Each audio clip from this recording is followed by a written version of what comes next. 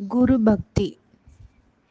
ஆதிசங்கரருக்கு எத்தனையோ சீடர்கள் இருந்த போதிலும் 4 பேர் முக்கியமானவர்களாக இருந்தார்கள். சுரேஸ்வரர், பத்மபாதர், ஹஸ்தாமலகர், தோடகாச்சாரியார். தோடகாச்சாரியாருடைய இயற்பெயர் ஆனந்தகிரி. இந்த ஆனந்தகிரி மற்ற 3 சிஷ்யர்களை காட்டிலும் வேதாந்தங்கள், சமஸ்கிருத இலக்கணங்கள் இவற்றிலெல்லாம் அவ்வளவு சிறப்பாக கற்றறிந்த மேதையாக இல்லை. அதனால் ஒரு சமயம் குரு பாடம் ஆரம்பிக்க காலம் தாழ்த்திய போது மற்ற 3 பேரும் சொல்லுகின்றார்கள், அவர் என்ன புதிதாக கற்றுக்கொள்ளப் போகின்றார், அதனால் மெதுவாக வரட்டும், அவர் வருவதற்கு முன்னால் நீங்கள் வகுப்பை ஆரம்பிக்கலாம் என்று சொல்லுகின்றார்கள்.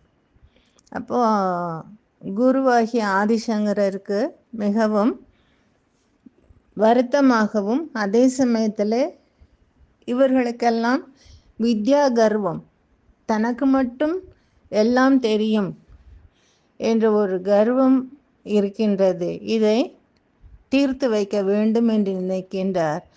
குருவினுடைய கடைக்கண் பார்வையினாலே ஆனந்தகிரிக்கு எங்கிருந்து அத்தனை அறிவு பொக்கிஷங்கள் எல்லாம் மனதில் தேங்கியது என்று தெரியாதபடி அவ்வளவு சாஸ்திர ஞானங்களும் அவருக்கு சேர்கின்றன. குருவின் சேவையிலே மட்டும் ஒரே கண்ணும் கருத்துமாக இருந்தவர்.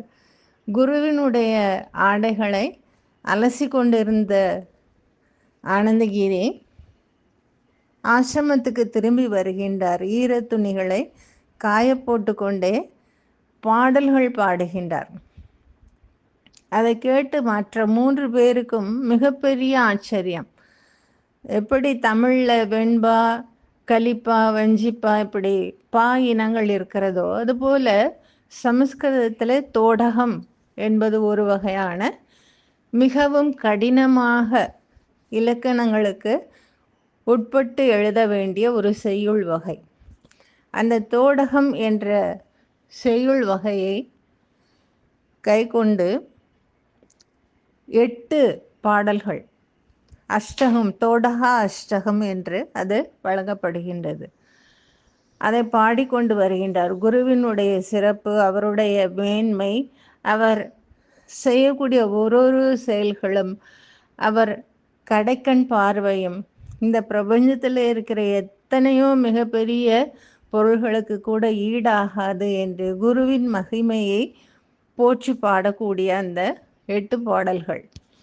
அதை கேட்டு இந்த மற்ற 3 பேருக்கும் மிகப்பெரிய ஆச்சரியமாகி விடுகின்றது. இவனுக்கு சமஸ்கிருதம் தெரியாது, அவ்வளவாக இலக்கண புலமை கிடையாது, மற்றும் சாஸ்திரங்களிலெல்லாம் சராசரியாக இருக்கக்கூடிய மாணவன் என்று நினைத்து கொண்டிருந்தோமே, எவ்வளவு தெளிவாக மிக மேன்மையான கருத்துக்களை வெளிப்படுத்தி இருக்கின்றார் என்று தலை குனிந்திருக்கின்றார்கள்.